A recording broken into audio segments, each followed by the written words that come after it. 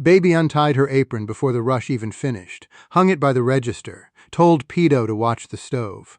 My seat by the window had been empty 2 hours. In Toledo, I once went 4 days before anybody noticed I wasn't answering. Here it took Baby under an hour before she started asking around the market if anyone had seen the old Kano who always ordered the same thing. 30 years I walked a mail route, checking on people who went quiet. I never once figured on being the one somebody came looking for. Romy had the key ready. I'm getting ahead of myself. Let me back up, because none of that makes sense yet, and I want you to understand it the way I finally had to understand it myself. 2 years before any of that, I was still in Toledo, in a house that used to have 2 people in it. I made coffee every morning for 2 cups out of habit, poured the second one down the sink most days, and told myself I'd stop doing that eventually. Donna's chair was still at the table. I never moved it.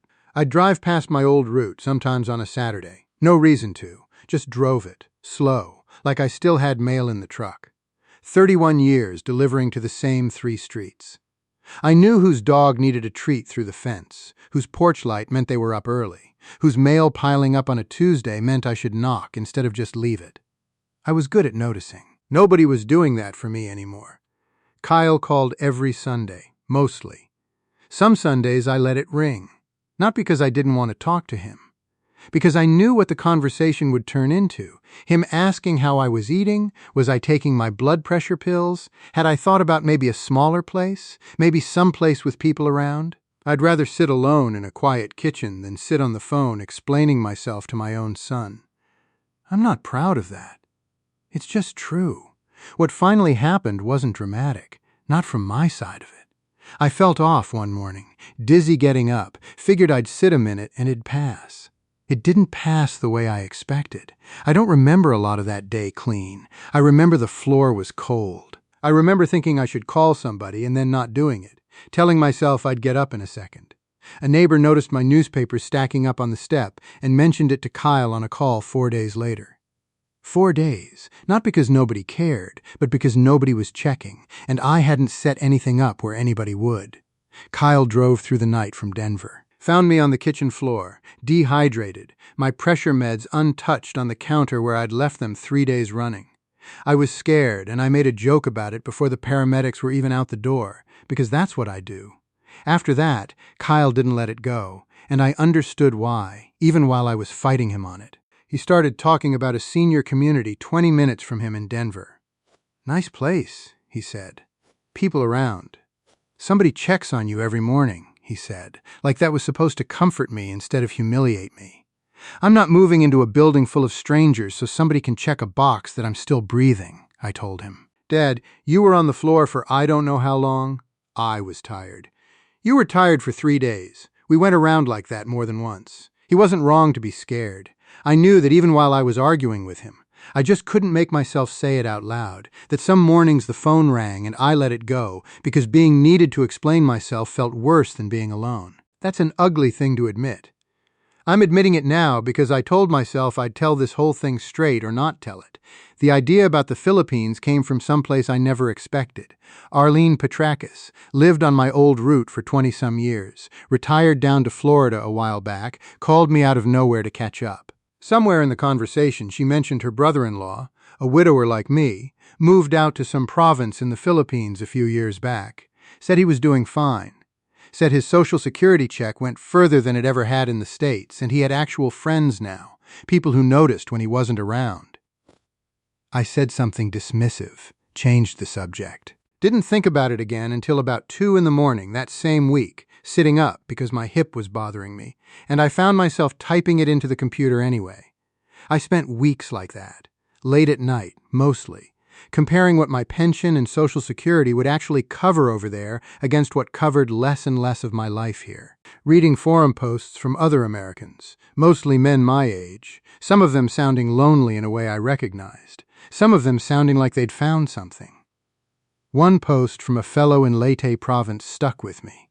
He wrote about a woman who ran a little breakfast place, who'd start cooking his order the second she saw him coming. I read that 4 or 5 times. I don't know why it got to me the way it did. It scared me too, and I want to be honest about that part. What if I fell over there the way I fell here, except worse, except nobody spoke enough English at the hospital, except I was 8,000 miles from anybody who'd come looking. I ran the numbers on that fear, same as I ran the numbers on rent. Neither one gave me a clean answer. I booked the ticket anyway, one way, before I told Kyle a thing about it. Old habit of mine. Decide first, explain after. Because if I explained first, somebody always talked me out of it. I told him over the phone 2 days before I left. That was a mistake in the way I handled it, if not in the decision itself. You're doing what? I bought a ticket. I'm going to look at a place in the Philippines. Might stay a while. You can't even remember to take your pills and you're moving to another country by yourself? I remember my pills fine. Dad, you were on the kitchen floor 4 months ago. I know where I was. Kyle.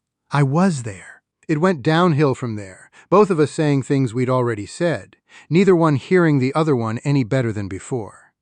He hung up saying he didn't understand me, and I sat there afterward not able to explain, even to myself, why staying in that house with 2 coffee cups and 1 used chair felt like a worse risk than getting on a plane.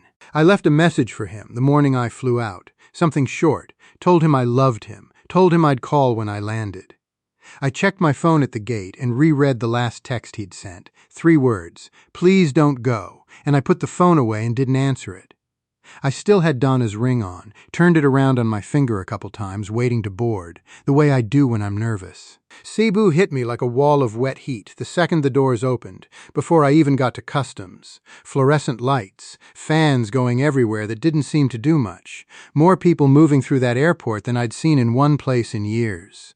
A young guy grabbed my suitcase off the carousel before I even spotted it, walked it over to me, smiling, didn't ask for anything. I had my wallet halfway out before I understood he wasn't looking for a tip. He was just being useful, and that threw me more than the heat did. From there, it was a smaller flight and then a ferry.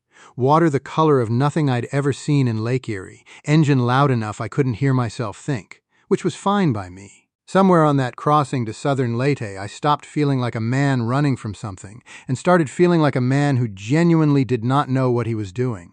Romy met me at the dock with a hand-lettered sign that just said Kowalik, like he wasn't sure how to say it and didn't want to try out loud and get it wrong. Older man, retired ship engineer, he told me later, ran a 2-room rental out of his house near the market in Mason.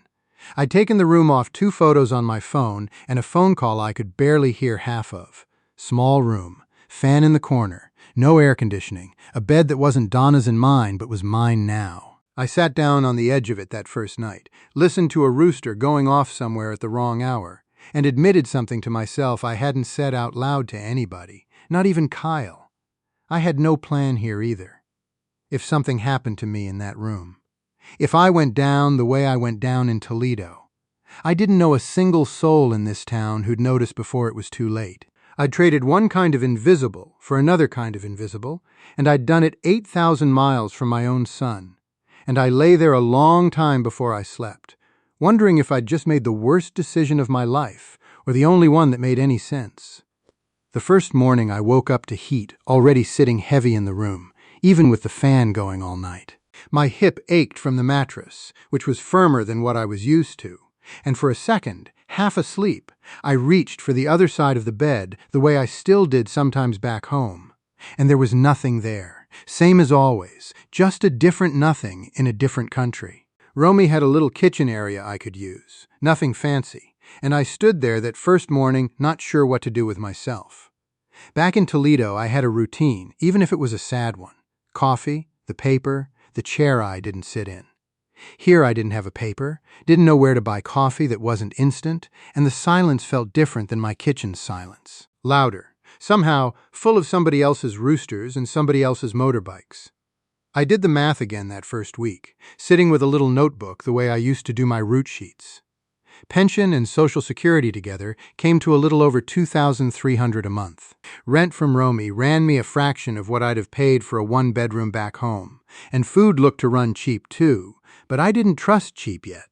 I kept waiting for the number that would prove I couldn't actually afford this, and it kept not showing up, which made me suspicious in a way I couldn't quite explain to myself. Getting anywhere meant a tricycle, This little motorbike with a sidecar welded on, and the first few times I rode in one eye, gripped the metal bar so hard my knuckles ached, sure the driver was going to clip a jeepney or a stray dog or both.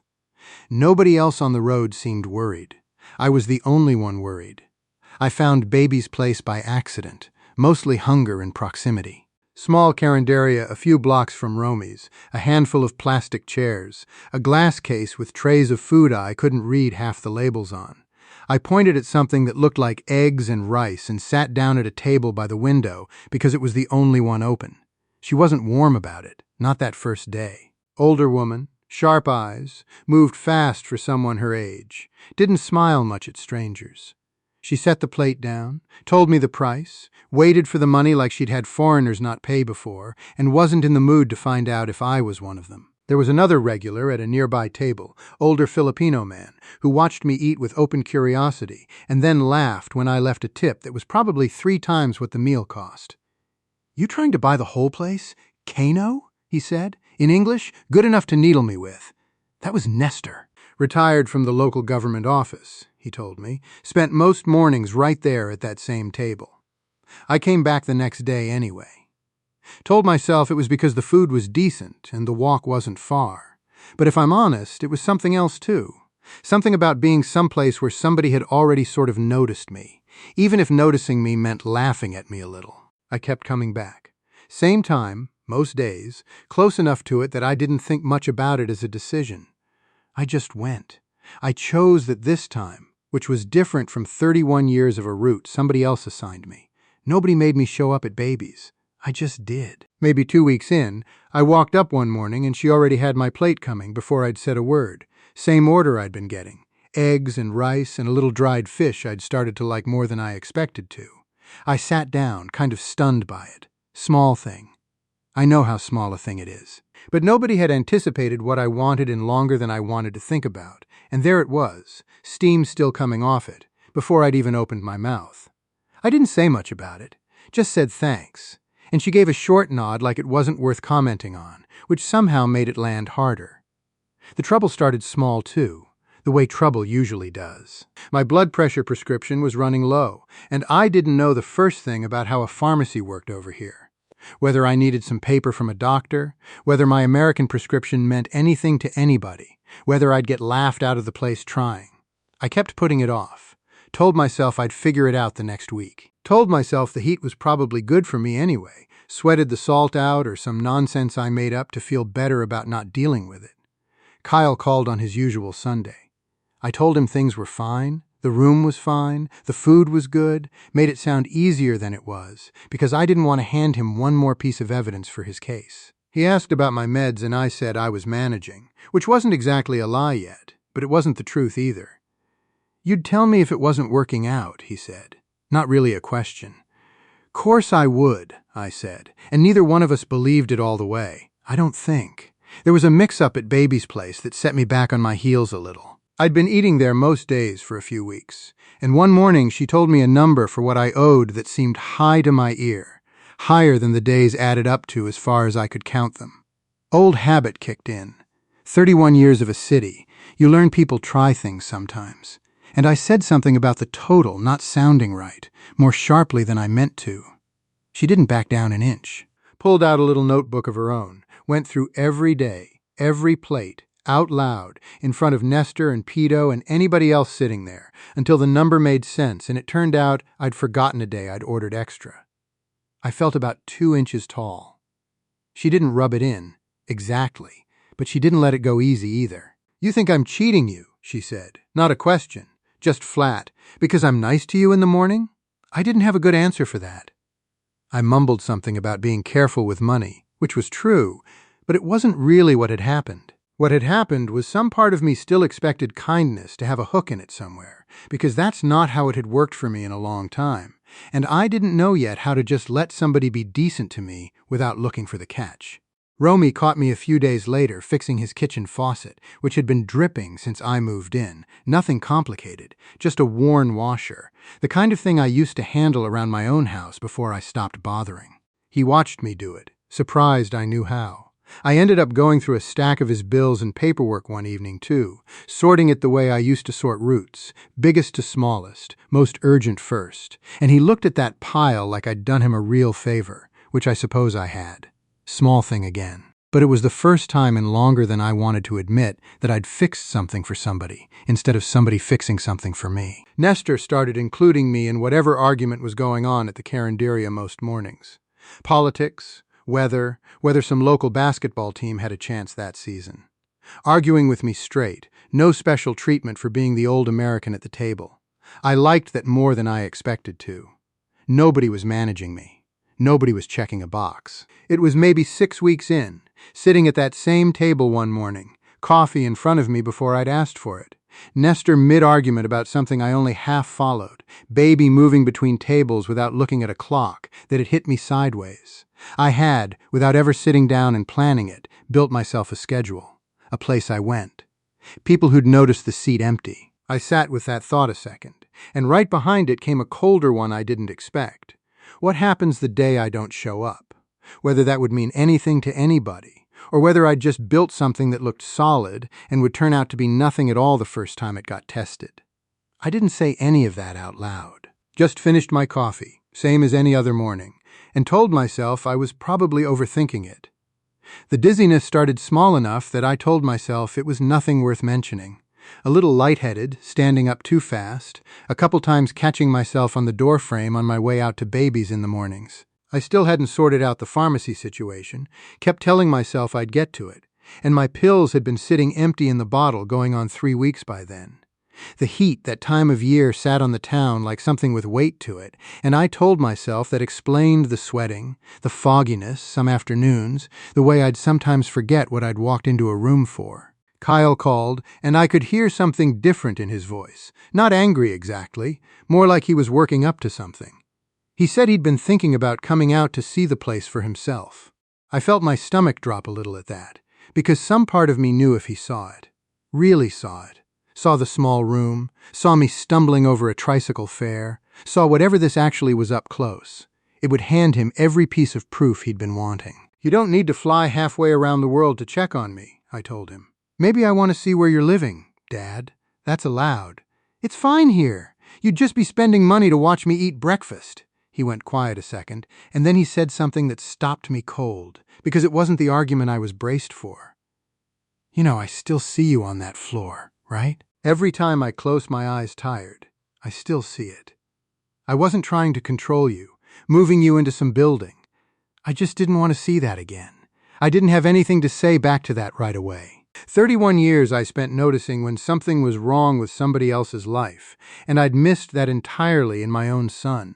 That it wasn't about me being incapable in his eyes. It was about him finding me on a floor and not being sure for a few seconds whether I was breathing. I'd read every one of his phone calls as him managing me. I never once considered he might just be scared, plain and simple, the way I'd be scared if it was him. I didn't tell him about the dizziness. I want to be honest about that. I had the conversation open right in front of me to say something true, and I let it close instead. Told him I was fine, told him maybe a visit sometime would be nice, and got off the phone feeling worse than before he called, not better. Baby had her own trouble going on those weeks, though I didn't hear the whole shape of it until later. Her son in Dubai had started talking about her coming to live with him and his family, framed as taking care of her, and she'd about had it with the suggestion. I caught pieces of it one morning, her arguing on the phone in Cebuano I couldn't follow, hanging up harder than she needed to, Pedo pretending not to notice. "He wants me in an apartment I never chose, doing nothing all day," she said to me later. Not really asking, more just needing to say it to somebody. "I have this place. I built this place. Why does everyone decide getting older means somebody else gets to decide where you sit?" I didn't say much. Didn't need to. I understood that particular argument from both directions by then, better than I wanted to. The morning it happened, I remember it in pieces, which I suppose is its own kind of answer to how bad it actually was. I remember standing up too fast, same as those other mornings, except this time the room didn't come back the way it usually did. I remember deciding I'd sit down just a second before heading out. I don't remember deciding not to make it to babies. I just didn't, she told me later. Everybody told me pieces of it later, because I wasn't exactly a reliable witness to my own morning. That my seat stayed empty past when I usually showed. She wasn't alarmed right off. Then it stretched past an hour, then closer to 2, and something in her, she said, just didn't sit right about it. That's when she closed up shop in the middle of what should have been her lunch prep, apron off before she was even out the door, sent Pedo running toward Romy's place while she followed. Romy fumbled with the spare key at his own front door because his hands weren't steady, he told me after, not from age but from being scared. They found me on the floor of my room, same as Kyle had found me on a kitchen floor 8,000 miles and a different life away. I was breathing, conscious enough to be embarrassed about it, which tells you something about where my priorities sit, even flat on my back. Dehydrated, my pressure a mess, heat and skipped medication finally catching up with me all at once the way I suppose I'd been daring them to for weeks. Mason didn't have what they needed to fully work me over. Romy said as much right away, arguing with Pedo in rapid fire about whether to try the local hospital first or go straight for the ferry toward Cebu. In the end, it was both, a scramble I only understood the shape of afterward. Getting me stabilized enough locally to travel, then the long haul by boat and van toward better equipment and better doctors, Romy paying for some of it up front because I didn't have peso cash on me and my card wasn't going to help from a hospital bed. Baby rode along part of the way. I remember her face at one point, close to mine, saying something sharp in English about how I'd better not do that again, which from her was about as close to tenderness as I'd seen yet. Somebody called Kyle. I don't know exactly who, Romy, maybe, working off a number I'd left with him weeks earlier, just in case, never thinking just in case would actually come. By the time I was lucid enough to understand what was happening around me, Kyle already had a flight booked, already furious and frightened in that particular combination only a parent's mistake can produce in a grown child. Lying in that hospital bed in Cebu, tubes in my arm, baby's carinderia, a boat ride, and a lifetime away, I had to face something I'd been avoiding since the morning I bought that one-way ticket. Kyle was going to walk in wanting an answer. Stay or come home. And for the first time since I'd landed in this country, I honestly didn't know which one I was going to give him. Kyle walked into that hospital room looking like a man who'd rehearsed an argument the whole flight over and then forgot every word of it the second he saw me hooked up to a monitor. He didn't yell. I think I expected him to yell. He just stood there a second, and then he pulled the plastic chair close and sat down like his legs had given out. "You promised you'd tell me if it wasn't working," he said. "I know. You didn't tell me. I know that too." He didn't say anything else for a while, and I let him have the silence, because I'd earned it and because for once I didn't have a joke ready to fill it with. They kept me a few more days before releasing me, long enough for Kyle to see the whole business of getting proper care out here up close. The boat, the van ride, the paperwork in 2 languages, the bill that wasn't nothing even with everything Romy and baby had fronted. He didn't flinch from any of it exactly, but I watched him doing his own math behind his eyes, same kind of math I'd been doing in that notebook for months. Back in Mason, I did something I hadn't managed to do the whole time I'd been there. I sat down and actually dealt with it. Pedo knew a pharmacist who spoke enough English to walk me through the whole process, got my prescription sorted properly this time, wrote it all out for me in plain English so I couldn't pretend confusion again. Baby started keeping an eye on whether I'd had water some mornings, not fussing over me, just asking, the way you'd ask anybody. I wrote down a Cebu hospital's number and taped it inside the cupboard where Romy would see it too. Kyle watched me set all that up without saying much, which for him was its own kind of statement. I think he expected to have to be the one pushing for a plan. Instead, I handed him one, unprompted, laid it out calm instead of defensive for maybe the first time in our whole relationship. "This is what happens if it happens again," I told him, showing him the number, the note on the fridge, the little pill organizer Pedo had helped me set up with the days marked out. "This is who knows to come looking. This is where they'd take me." He read it over twice. "You built all this after you fell. I should have built it before." He didn't argue with that. What actually moved him, though, wasn't the pill organizer or the phone number. It was the morning I brought him along to baby's, sat him down at my usual table, and just let him listen. He didn't ask anybody to perform anything for him. He didn't have to. Nestor started right in on some argument about the local basketball standings and pulled Kyle into it without even really registering. He was new, same as he'd done to me months back. Baby, without being asked, without ceremony, brought Kyle a plate. My order, eggs and rice and the dried fish I'd gotten fond of. Because it hadn't occurred to her he'd want anything different from what I always got. "That's not what I ordered," Kyle said, half laughing, looking at me.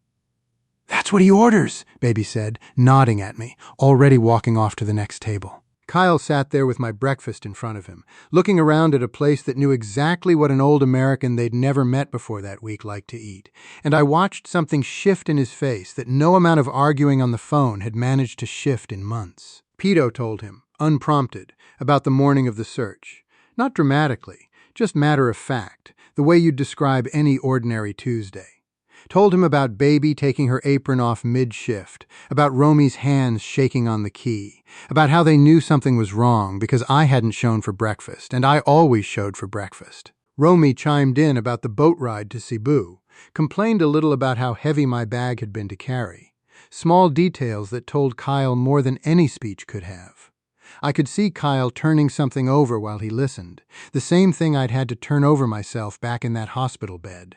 That whatever this was, it wasn't a fantasy I'd talked myself into.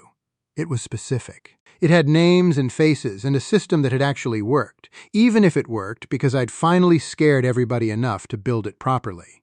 That didn't mean he came around to all of it. We had a real conversation that evening. Not a fight exactly, but not easy either. Sitting outside Romy's place with the fan going and the evening starting to cool a little. "I still don't love this," Kyle said. "You being this far. If something happens and I can't get here fast enough." "I know. I mean it, Dad. I'm not just saying it to say it. I know you're not. I'm not asking you to love it. I'm asking you to trust that I'm not doing this blind anymore." We worked something out that wasn't either one of us getting everything we wanted, which I think is probably the only kind of agreement that actually holds. I promised him a real visit home once a year, not just talk of one. He agreed to video calls at set times instead of me dodging his Sunday calls out of some old stubborn habit, actual scheduled check-ins where I couldn't pretend I hadn't seen it ring. I gave him Baby's number too, told him if he ever couldn't reach me and got worried, he could call her directly, which felt like handing over something bigger than it sounds like on paper. He didn't win the argument. I want to be clear about that, because I don't want to make this sound tidier than it was. He still thinks I should be closer to him. Some mornings I still think maybe he's right. But he got on that plane back to Denver without the two of us at war the way we'd been for months, and that felt like more than I'd had any right to expect going in. The morning after he left, I walked to Baby's same as always. My seat was there. She had my coffee going before I sat down. Didn't say anything about Kyle leaving. Didn't make a thing of it. Just poured it and turned back toward the stove the way she always did. Her back to me, steam rising off the cup, same as it always had. I sat there a minute before I picked it up, thinking about a kitchen table in Toledo with a second cup I used to pour and pour down the sink because there wasn't anybody left to drink it, and a chair I never could bring myself to move. That cup had sat there because nobody was watching whether I drank it or not. This one was sitting here because somebody was. I'm not going to tell you, I turned into some new man out here. I still get stubborn. I still don't love being checked on. Don't love Pedo asking if I've had water. Don't love that little note taped inside the cupboard reminding me what to do if I go down again. Some part of me still bristles every time somebody hovers, but I stopped hiding it when something's wrong. That's the part that actually changed, and it's a smaller thing than I expected transformation to look like, and it's also the only thing that matters. Back home, nobody missed me for 4 days because I hadn't given anybody a reason to expect me anywhere in particular. Out here, I built a life with edges to it, a shape somebody could notice was missing a piece. That's not something the Philippines did for me. That's something I did, once I finally let myself need it. I still think about that locked door sometimes, Baby's hand raised to knock, Pedo and Romy standing there not knowing yet what they'd find. I think about how frightened they must have been for those few minutes, not knowing. And then I think about the 4 days back home that nobody spent frightened for me at all. Because nobody knew enough to be. I'll take the version where somebody's scared for me over the version where nobody notices. I didn't understand that trade when I bought that one-way ticket. I understand it now. Most mornings, sitting in that same seat, coffee going, somebody's back turned toward me like it's nothing at all, like it's just an ordinary Tuesday, like I'm exactly where I'm supposed to be.